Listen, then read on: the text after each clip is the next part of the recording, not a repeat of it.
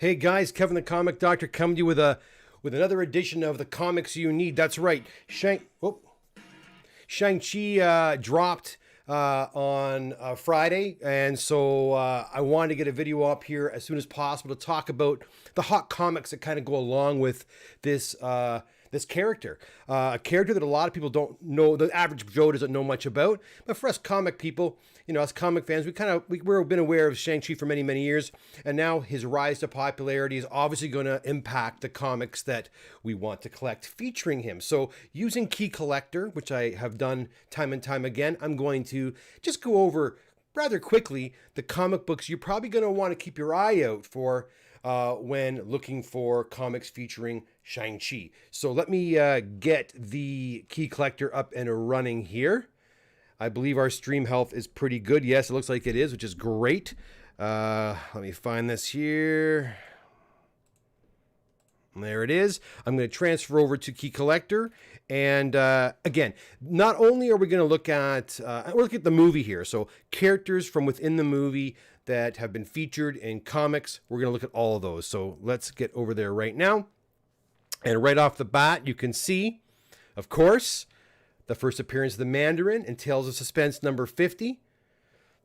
And you can also see, yes, the value of this book has been steadily going up and up and up over the last several years, ever since the false Mandarin was featured in Iron Man number 3.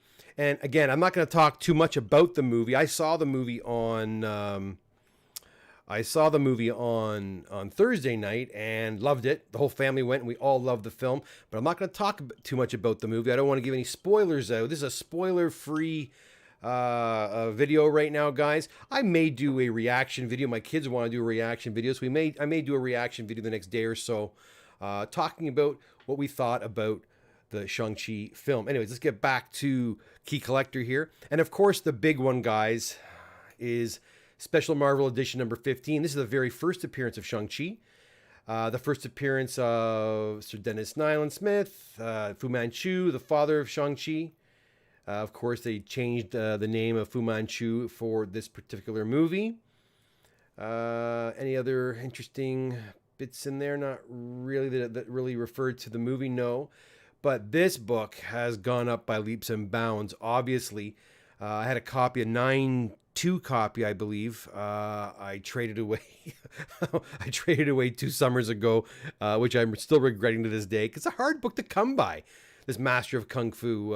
This Marvel Special Edition, Special Marvel Edition 15. It's a hard book to come by in a nice grade. The black cover kind of hinders high grades in this book, but yeah, anyways, if you look at some of the 9.2s, 9.4s, now we're talking, I think, upwards of $3,500 Canadian now. Moving right along, we of course have the next book in that series, Special Marvel Edition 16, the second appearance of Shang-Chi. Midnight Sun is also has appeared. And the thing, guys, is we don't know what the future of this character is going to be like in the MCU. We don't know which other characters from the Shang-Chi comic books are going to be, featured in the future. So it's really a guessing game. And a lot of people are speculating which villains might show up or which other side characters might show up. And the same thing's kind of happening with Moon Knight right now. The 1980s Moon Knight series, people are grabbing those Bill Sienkiewicz books like crazy because all these different characters were introduced. And because of that, the books are starting to go up in value because they're becoming hard to come by. Next, we have Master of the Hands of Shang-Chi, Master of Kung Fu, the third appearance of Shang-Chi. First appearance of Black Jack Tar, who's an M6 agent. Again, character we might see in the future.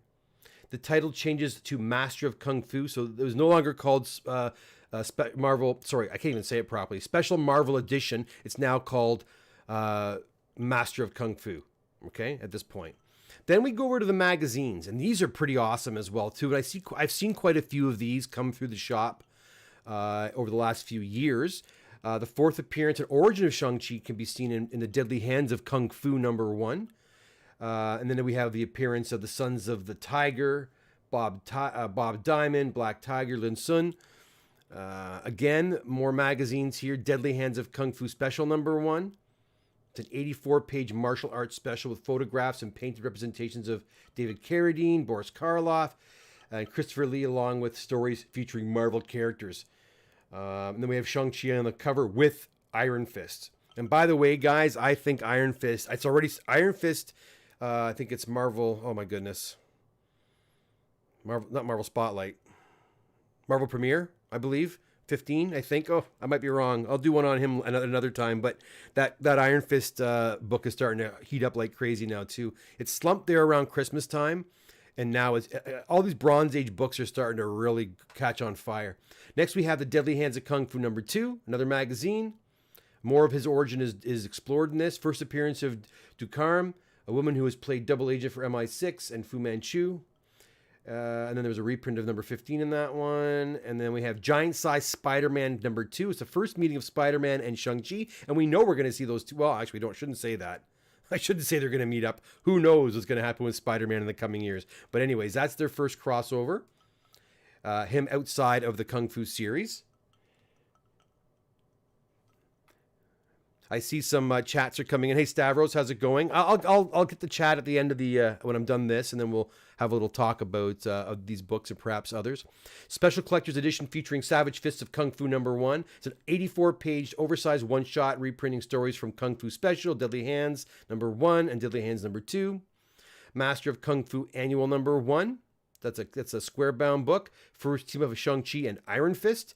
First appearance of Quan Star, the first to slay Xiao Lao, the Dragon of Kunlun. So yeah, I really think we're going to be seeing Iron Fist appear in the Marvel Universe in the next few years as well. Master of Kung Fu 25. So it had a pretty good run. That's the last issue, the final issue. And again, guys, these are not super expensive books. You know, $75, 151st Spider-Man appearance, now $20. So, you know, what's the harm in grabbing this book in a 9.8? You know, finding this book in a 9.6 or a 9.8 and just tucking it away, because you never know. You never know. Then we go into more of a modern look of Shang-Chi. Now, I can tell you from experience, guys, in the 1980s and into the 1990s, Shang-Chi kind of took a back seat, right? And we know that Marvel was sort of banking on the popularity of the ninja movies and the kung fu films from the 1970s, and that's why we saw these karate or kung fu books like Shang-Chi, like Iron Fist. These were characters that they wanted to explore and to capitalize on because they were popular in the films and the television at the time. But then as the 80s rolled around and they kind of dwindled away, and then you started seeing other, and then there's the Rambo type movies and Commando started taking hold of audiences. We started seeing, Marvel, playing around with, Vietnam type comic books like the Nam or Merc. Remember Merc?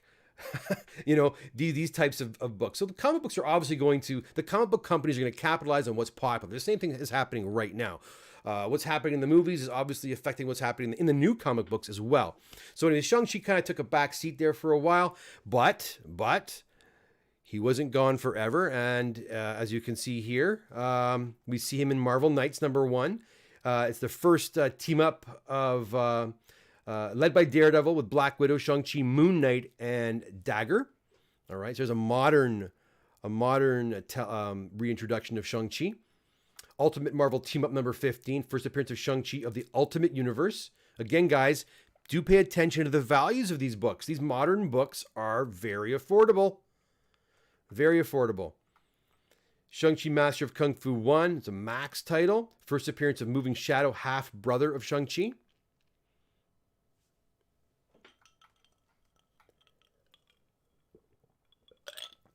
Just drinking my Coke, guys, here while I talk here. A new introduction of Hero for Hire through Civil War. First team appearance of the new Heroes for Hire: Misty Knight, Colleen Wing, Humbug, Tarantula, Shang-Chi, Black Cat, Orca, and Paladin.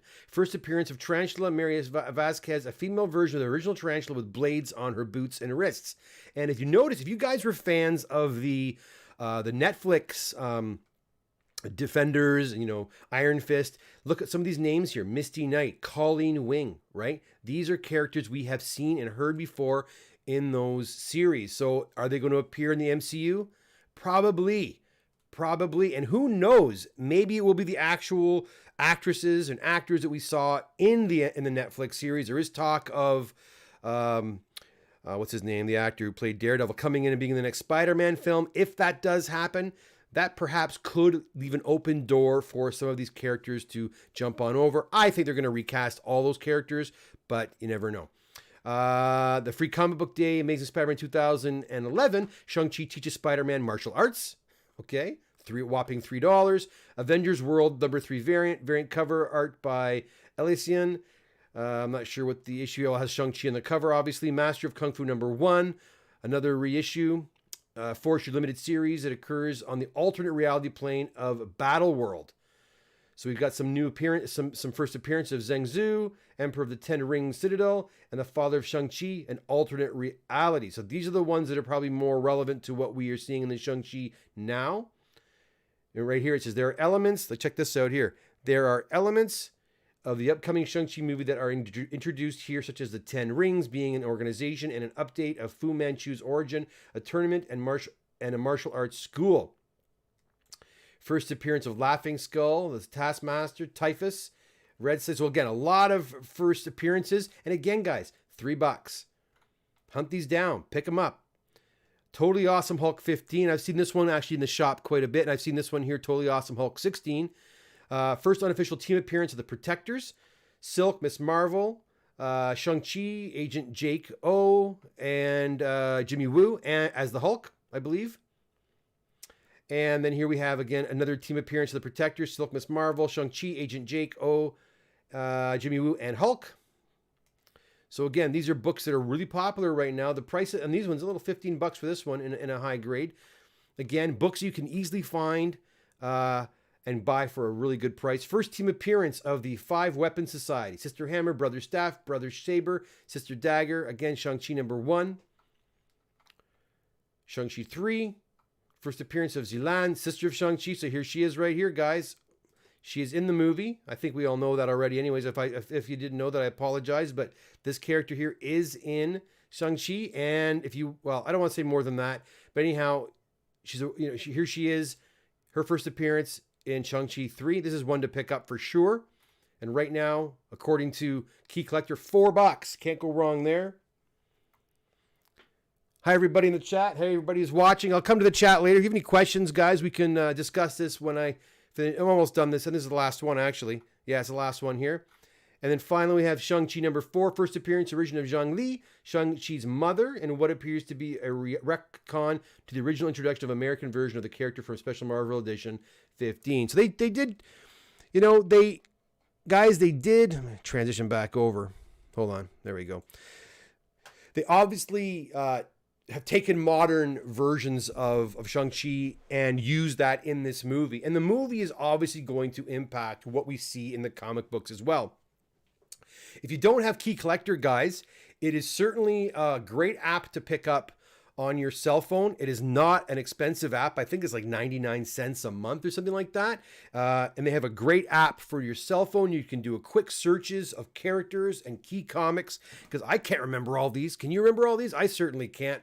And you can hunt down some of these really interesting comic books that are going to become more popular in the coming years. I'm telling you, Shang-Chi's box office is not going to be massive because of COVID, obviously, but it has a super high rating on Rotten Tomatoes. It's mostly loved by audiences, and that is going to obviously encourage the MCU to move forward with this character. And we already know, if you do watch the film and you watch the end credits, there's 2 end credits, by the way, guys, one right at the movie's end and then one at the very, very end of the end credits.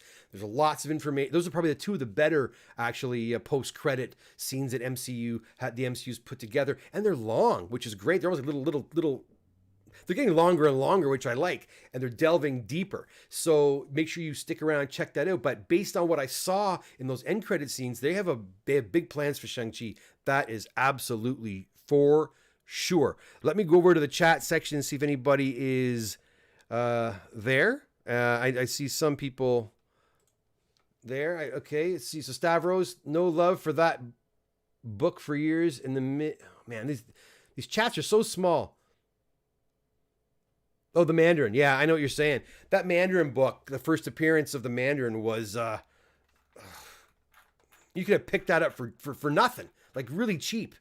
Tales of Suspense. Now, if you want to get like a 9.8 of that, of Tales 50, you're probably close to $3,000, Canadian for that. So it's crazy how much that book has gone up. Stavros also says, I have a 9.2 copy of Marvel Special Edition, flawless, but seems to have a bloody thumbprint in the back. Every blood. No, I don't want to touch that. It's got a bloody thumbprint? Like a bloody thumbprint? That's kind of gross. No, I've never taken out blood. Blood is almost, I'm not saying it's impossible to remove. I can't remove blood. There are some guys who probably can using some kind of chemical, liquid bath, but I don't get into that, Stavros. I don't get into that at all. But I'm glad you got a nice copy. I don't know what the hell I was thinking in getting rid of mine. It's always usually a rule of thumb where I'm concerned. If I have a key book that I only have one copy of, especially if it's a high grade copy, I don't get rid of them. I keep them just for myself. And I was out to lunch. I shouldn't have done it. I traded away 3 books, and that was one of them, and I regret it. And you know what's weird is that book, even a year before the movie came out, that Marvel Special Edition wasn't it didn't explode. It only exploded about 3 months ago. And before that, you could still get it for a good price. So I was pretty disappointed. I got a copy of the first Mandarin for $20, but it's only got 24 pages, so it's missing a couple of pages. It's all right. At least you have a copy, right? Is it Pappy? Welcome, Pappy, by the way. Stavros, I pick up 8.0 Mandarin for 300 years ago. Wow. Never moved price-wise until lately. Yeah, everything's going crazy lately. How many pages did yours have? I don't even know. Potash, I just saw it. Thought it was super. Is that boring? Let me just zoom in here. Did you say boring, Potashin? Didn't think he had much charisma. Not much to cheer for. I don't want to do a giant film review here. I might do that tomorrow, like I said. But I felt I liked the movie. You know what I really liked about it? I liked that it was all kinds of. It had all kinds of different, Asian film elements to it. Like that opening scene when his father and his mother meet. And again, I don't want to that the dance they do and that fight they do. I love that. I mean, it was beautifully choreographed. I mean, and I didn't mind that they didn't do a real deep origin story. Just kind of get right to it. The one thing, and again, I don't want to talk too much and spoil it for people. But the one thing I felt that the final battle was kind of anticlimactic. I wasn't really. It wasn't like an Endgame type fight. There are people out there saying they liked it more than Endgame. I can't understand that. I did enjoy the film. I put it up there with like Ant-Man, maybe a bit better than Ant-Man. I actually liked Awkwafina. People are hating on Awkwafina. I thought she was fine, and I thought she was good. I don't know much about her. Maybe that's why she doesn't bother me in this movie. But I enjoyed her being in. I like the actor who played Shang-Chi as well. His father, awesome. I don't know. It was a solid film. I didn't mind it. It had a lot of different elements to it, which I really enjoyed. But I didn't find it boring. I wasn't like, when's this going to be over? It kept my interest. I know guys that have seen like 6, 7 times. Or I don't think I could sit through it 6 times. Maybe another viewing, and that's it for me. But the ending I thought was kind of just a little anticlimactic. That was me, though. That was me. Stavros, it's a thumbprint in red, maybe paint. Yeah, I don't know, man. If it's paint, maybe it'll come off. If it's is the thumbprint over white? Is it over that yellow part? Is it over a white area, Stavros? I think we are having a late night typing issues. Well, too many Pokemon. Oh, I'll ask about the Pokemon in 1 second. The one thing I don't like is my chat screen is so darn small. I gotta learn how to make it bigger because I can't barely read the chat screen, which is really crappy. Yeah. Anyways, too many Pokemons. Are you referring to? Oh, I see. Are you referring to that creature with no face? And if you are, again, this is what I'm trying to say. There was all kinds of Asian influences and elements. You even had that. Again, I don't want to talk too much about it because I don't want to give it away. But even the final battle, without going into too much details, harkened back to another film's Asian film style, which I really appreciated. Right, the opening kind of was I'm sure all of you have heard this, crouching tiger, hidden dragon style of fight sequence. I really like that a lot. And then you had the Jackie Chan type of almost slapstick, that slapstick style of kung fu, which on the bus, which again was really exciting. So I liked that. I thought it was a lot of fun. And then you had the romance. It was a family story. It had a bit of everything. So I really did like it for that reason. I don't know. Yeah, I there wasn't that many of those Pokemons. I don't know. I didn't bug me. And you got to remember, again, I hate talking about it because I don't want people to get mad at me for spoiling it. But that place they go to at the end is a very fantastical place. It's a place full of fantastical creatures, and people have special powers there and such. So you can kind of let go of your, you can kind of forgive them for some of the things they're doing and getting away with because they're in this mystical place. If you like Pappy, if you like doubles, I'll like the ending. I'm not sure what I'm not sure what you mean there, Pappy. Masked. I can't. Masked Panther. Hey, Doc, I'll finally have my books back from CGC next Friday after 8 months. Masked Panther. Did I press them for you? Did I give them back to you? And I don't know your name being a Masked Panther. Who are you? Curious. And 8 months ain't bad, really. I've got books still there from March. April, May, June, July, August. That's not bad. 5 months. Dragon Ball Z. Oh, I remember those. Yeah. Dragon Ball Z. Yeah.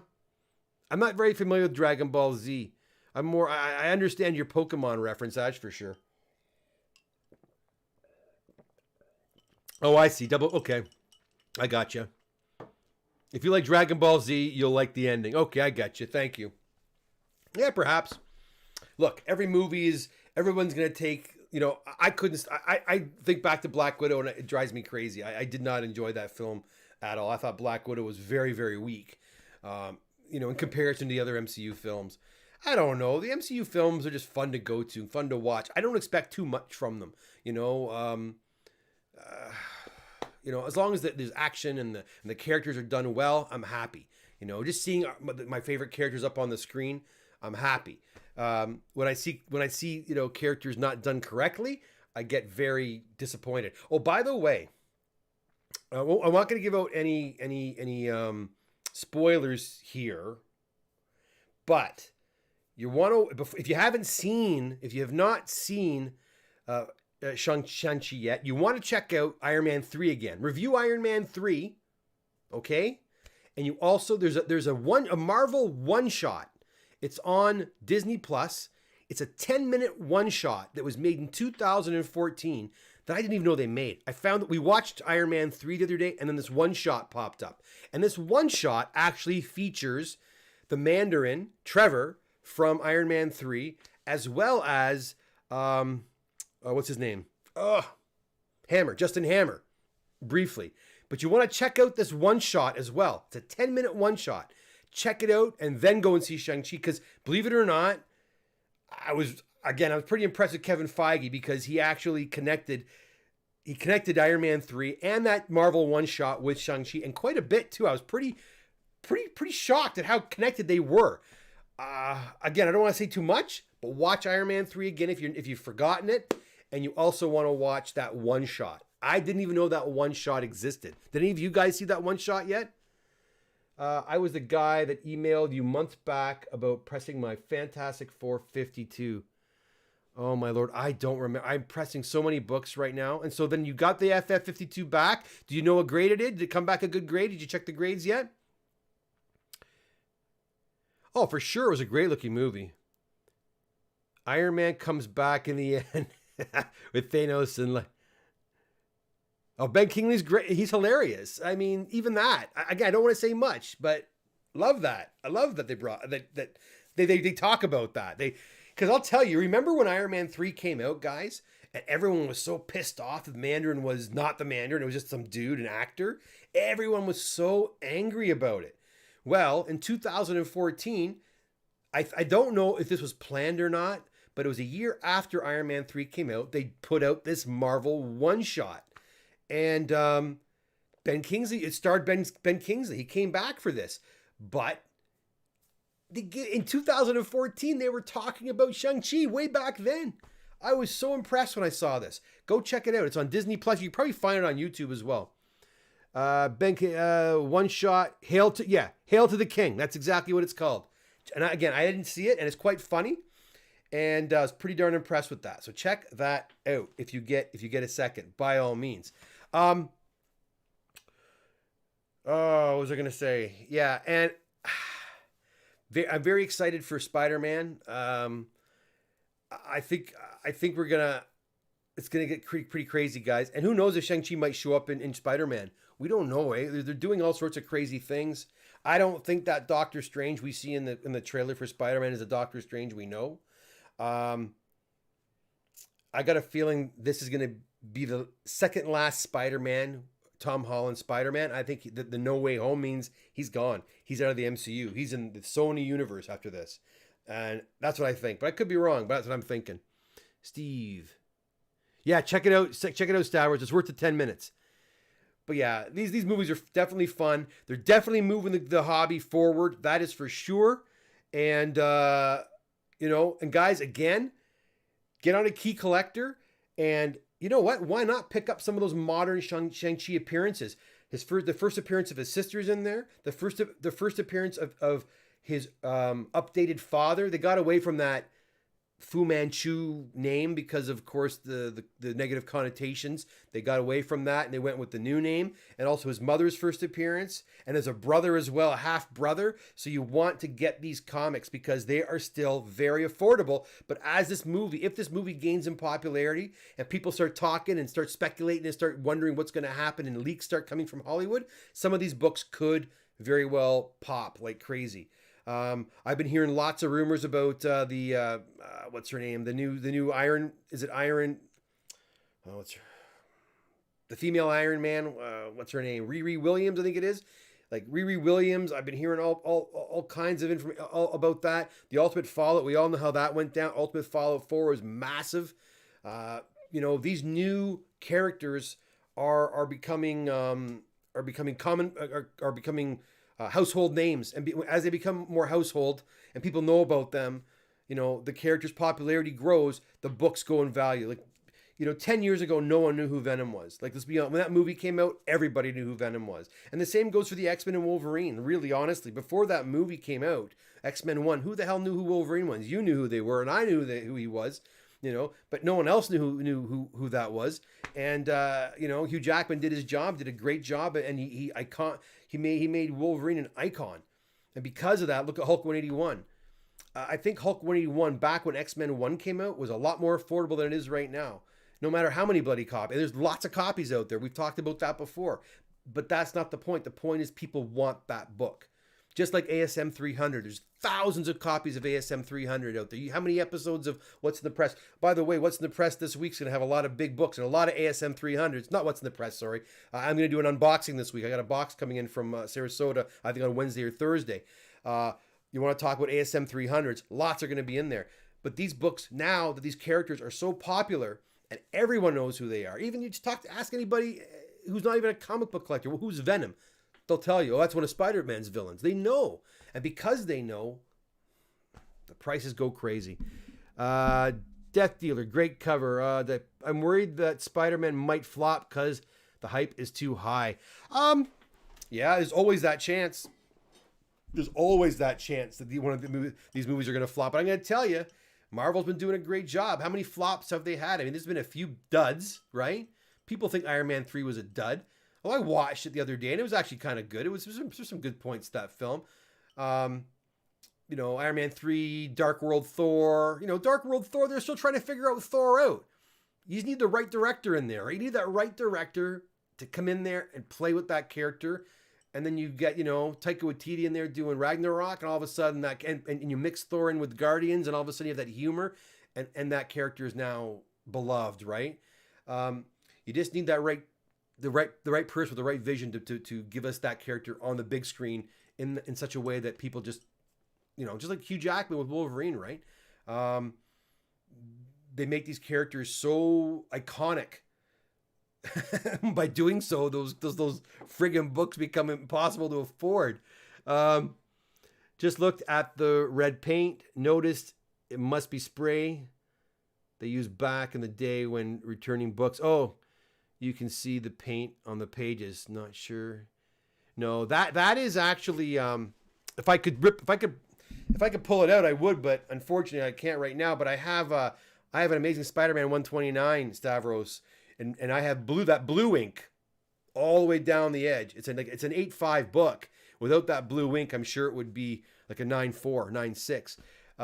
But that, and I'm not even sure why they put that paint on there. If it was because it was for regions or whatever, but they'd slop that either blue or red paint at the top of the comic, and sometimes it caused a giant mess, and it wrecked a lot of comic books. And it sounds like you got one. Still a beautiful book though, in a 9.2. Speaking of ASM, AF15 9.6 close to 3. Is the sale done? Is the sale done, or is it almost at 3 million? I've been hearing about that. Master Kung Fu 115. Oh, I see. Yeah, okay. Death Dealer, great cover. I swear Heritage is low key laundering money. You never know.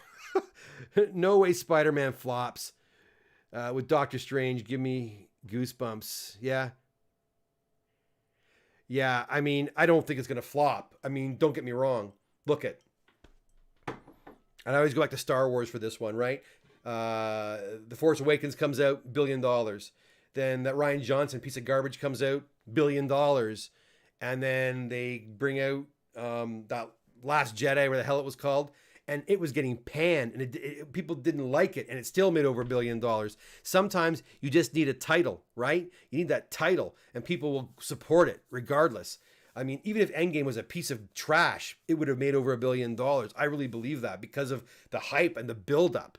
So will Spider-Man 3, this third rendition, be a flop? No way. It's going to make a lot of money. Even in COVID times, it's going to make a ton of dough. Now, could it be critically garbage, or could it be a bad story and a bad movie? Yeah, sure it could. There's always that chance. I don't think so. I may think these out pretty good.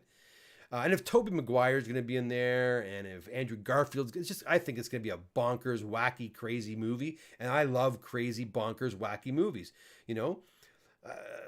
And we all love, I don't know about you, but I always loved those Marvel comics where you had team-ups like that, Secret Wars or Contest of Champions. I used to love those. Seeing all these characters mix it up together. So, and now we're having, this whole multiverse thing. It sounds like a bonkers hell of a lot of fun. And again, Ragnarok was one of my favorite films. It was a cool team-up, and it was a bonkers film. And Jeff Goldblum, come on, you gotta love Jeff Goldblum. I love that film. And one of my favorite MCU films is Ragnarok. I can watch that over and over and over again. And I got a crush on Kate Blanchett too. But I loved her as hella. But it was a great. I think Spider-Man's gonna be a hell of a lot of fun. I think Eternals looks pretty good too. Actually, to be honest with you, I think Eternals looks really, really epic. I look forward to that one. 4 days left. Wow, 2.85 million. So what's that gonna do to my 1.8? Right? I have an AF15 1.8, and it's been going up steadily, right? It's really interesting, isn't it? When the really high grade books go up in value, they all go up. But even when the low grade ones sell for record prices, it trickles upwards. So the prices keep going up. It trickles downwards and it trickles upwards, right? So if a 1.8 sells for a record price, all of a sudden all the books go up. And if a 9.6 sells for a record price, as it seems it's going to, I would not be surprised if my 1.8 will hit 30,000 US. I really believe that. I think it is. And I'm, again, as I'm sure all of you are, we're all kicking ourselves for not spending, there was a 1.5 I was going to buy from a guy in the States. Really nice guy. And I couldn't get the money organized in time. I felt really bad because the deal was done. And I already had a 1.8 and I wanted a second copy just so I could have one for my kids, one each. And it was around 10 or 11,000 at the time. And I had the cash, but something happened, and anyways, long story, I couldn't get the money together, and I felt bad, but I canned the deal. I wish that deal didn't get canned now. The book's probably worth double what I was going to pay for it, right? That's nuts. 2.65 million. Oh, I wouldn't do it. I wouldn't press that. Stavros says, would be nervous to press that AF-15 9.6. I wouldn't do it. Oh, ASM1's going to keep going up too. Doctor Strange pressed it. Guys, you would not believe a couple of books that I pressed. I can't tell you what they are. I have some guys, I think I've said that some guys who want me to tell them, showing their books off, but I'm going to tell you. I'll tell you what. I'm going to tell you right now, I had a Silver Age Marvel book. I'm not going to tell you which one. It was a 9.2. A 9.2. And the owner wanted me to crack it and do my work to it, and I did. And it came back a 9.6, so that was good. But I'm going to tell you, I don't love doing it. I don't like cracking out 9.2s. But you know what? You need to have a really good, like I've talked about this in my videos before, you need a really good eye before you jump into that, potential mess. You know what I mean? You have to have a really good eye, and this guy could see the flaws in the book that could be corrected. He was right. This guy's got a lot of experience. He picks the books out very carefully. But anyways, a 9.2 to a 9.6. That was really awesome. Yeah. And speaking of big record sales, I think the Tales of Suspense 39 9.0 just sold for just under 140,000 US for a 9.0 first Iron Man. So that's gone up too. All these blue chip books are going up. All these first appearance books are going up. I had a couple of guys at the shop today and we were talking about prices and fluctuating prices and stuff. And to be really quite honest, if you think about it, when I was in high school and university, and the most expensive Marvel book at that time was Fantastic Four #1. And at that time, a Fantastic Four #1 in a near mint, guide near mint, was probably about $800. This is predate CGC and all that, right? So it was a $800 to $1,100 book. And it was like that for 10 years, right? It was like that for 10 years. You could have bought an FF1 or an ASM1 or whatever, but the prices didn't change for almost 10 years. And then in the mid-90s, it started trickling up a little bit. Still not a lot. But it wasn't until the films really started rearing their face, and to the advent of CGC, pressing and all that sort of thing, where the prices steadily started going up. People started taking notice. And a lot of speculators had some good ideas and figured, these collectibles are really going to pop. And to be honest, if you think about it, has Fantastic Four #1 dropped significantly in 15, 20 years? Has Hulk #1 dropped? Has Spider-Man #1 or AF-15 or any of these key books dropped? I don't think so. And if they did, they dropped very, very small, by a small margin, and they pop right back up again. Hulk #1 actually is on the rise again, which I'm kind of happy about because I picked one up last year and all the books I traded for it broke my heart. But the Hulk #1s are starting to go up again, which is great. Marvel Guide to Collecting Comics, 1980, AF-15 value 1100. Yeah, that's about right. 1990 or 80 or 90. I think that's 80. 1100 ASM #1 600. Yeah, and I think Fantastic Four #1 and probably Hulk #1 is about the same as AF-15. And yeah, so back then, ASM1 near mint, $600. Probably Tales of Suspense 39 around the same, maybe less. I think I saw a guide once which showed the first Iron Man at like $300 at a near mint. It wasn't a big book, right? Iron Man was a B, C tier character. He wasn't Spider-Man. He wasn't the Hulk, And same with Doctor Strange and Ant-Man. They weren't the A tier characters. I bought my ASM1 50 over AF-15 4 because I wanted the ASM1 for my run. That's funny you should say that, Stavros. That's the exact same reason when I was 15 years old and the local comic store called me over and he had both. He had AF-15 and ASM1. And they were the same price. You ready how much they were? $100 each back in 1986. AF-15, ASM1, $100 a pop. I only got one. In fact, I traded all my books for it. My other books, X books and my Wolverine books and whatever. And the reason I did not take the AF-15, same reason as you. I had a Spider-Man run going. I needed ASM1. Yeah, so there you go. Same intentions there. Student modern keys are going to be unattainable for regular collectors. Yes. It's already getting there, isn't it? With some of the books, like ASM 300 is stupid. Like, if you consider Hulk 181 a modern book, but I think you're talking about ultra modern books now. I don't know. I think if any books are going to falter, it's going to be those. Maybe they will falter. Will Ultimate Fallout 4 drop in price? Will it become like a $500 book again? I don't know. Will Batman Adventures 12 drop? It's currently at around $3,000. Same with New Mutants 98. I don't see New Mutants 98 dropping. I think these modern books are going to be attainable, but maybe in lower grades. 8.5s, 9s, 9.2s. You probably pick them up for a good price. Now, yeah, 9.8s. That's going to be the differentiating factor, I think, with modern books. As a pappy, because you should get them in. They should be 9.8. I try to avoid buying modern keys unless they have a potential for a 9.8 or they already are a 9.8. So that'll probably be that'll be the determining factor if people can afford it or not. What grade's it going to be? Because you see how it just drops. So the values of these books, drop significantly. If you can pick up an ASM 300 in a 7.5 for a few $100, like $200-$300, right? So you can have it if it's more for filling your run or you just want to collect it. And that's just it. Are you in it for the money? Or are you in it for the thrill of the hunt? Are you in it because you're a completist, you want to have a run? There's all different reasons, right? If you're in it for the money, then yeah, maybe it might be a hard thing to come by now, unless you find a collection somewhere.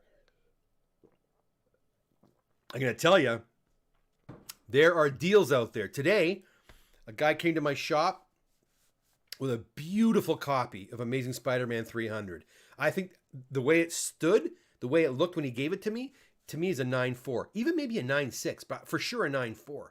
He's convinced it's not going to get a 9.6. I am pretty damn certain it's going to be a 9.6. I even told him he's got a shot at a 9.8. I think he does. It's a beautiful copy. But what I'm trying to say, he bought that raw from a local store and he got it for a song. A song. I couldn't believe how it was still a few $100s. But to me, it was at least $1,000 book. He didn't pay anywhere near that. So those deals are out there, Those deals are out there. In 2012, AF was a 4.0 was 4K. I know. Ugh. Sad.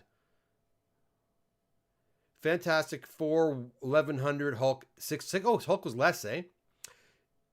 Yeah, Journey Mystery 420. Look at that. Yeah.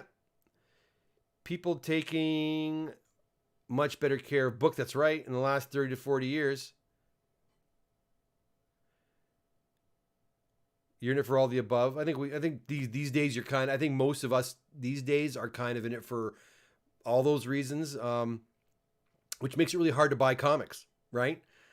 Because there's so many of us looking, and people who don't know nothing about comics know they're popular because of the movies, and they think their comic books are worth millions.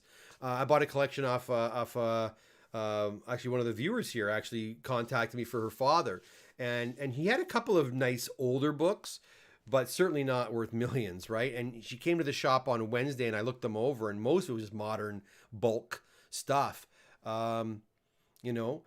Everybody's looking for this stuff, and people who have it think it's worth so much, but it's just not worth anything, And we all know what the key books are, and we all are looking for them, and they're scarce. They're hard to come by because we're all keeping our eye out for them.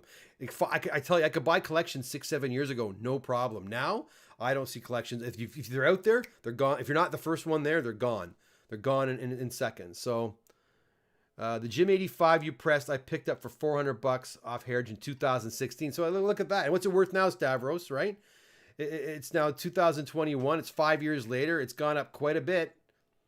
It's gone up quite a bit since then. So, anyways, it's hot as ever, guys, in here. Listen, I'm going to call it a day, guys. I want to hit the sack. I'm zonked. I wanted to get on here and do a video, guys. To do a video of the comics you need for Shang-Chi. Thanks for popping by and watching and following along again. You know what? Hey, get Key Collector. It's very, very cheap. It's a handy app to have on your phone, and you can look up characters in seconds and see what comic books are associated with those characters really, really fast. It's a great tool. Again, if you're an investor and you're looking to keep your eye out for certain books, or if you're on eBay checking things out and you want a quick reference, Key Collector is definitely. I should get a free Key Collector subscription. I'm promoting their app, but anyways, it's so cheap. It's just worth having, guys. It really, honestly is. So check out Key Collector if you haven't done so already. Also, if you're new here, hey, welcome. And as you all know, I'll be having a draw when I hit 1,000 subscribers. I have 3 comics to give away now. I've got a Moon Knight #1 from the early 80s. I think it was 81, I think it was, or 82. I have a She-Hulk #1. And I have a Superman 18 with the first appearance of Doomsday. All going to be graded and sent to lucky winners, as well as I'm giving out 5 $100 gift certificates. But the caveat is this, guys: if you want to win any of these prizes, you have to be a subscriber to the channel. You have to like, well, you don't have to like the videos. I sure hope you're going to like the videos. But you have to leave comments in the comment section below, because that's how I figure out who's going to win. I have a little thing that kind of picks out the winners based on your comments. So the more comments you leave, actually, the better chance you have of winning. And it's really cool too. 2 of the prizes I'm giving out were donated to me by subscribers to the channel. They want to give back to the channel and share their love of the hobby with you guys as well. So that's pretty cool. Really appreciate that. Anyways, guys, that's it for me. It's Saturday night. I'm tired. I want to go to bed. So again, thanks for popping by. Keep your ear to the channel. I'll be popping more videos on the channel in the next few days, actually. Okay. Take care. Have a great night, everybody. Bye for now.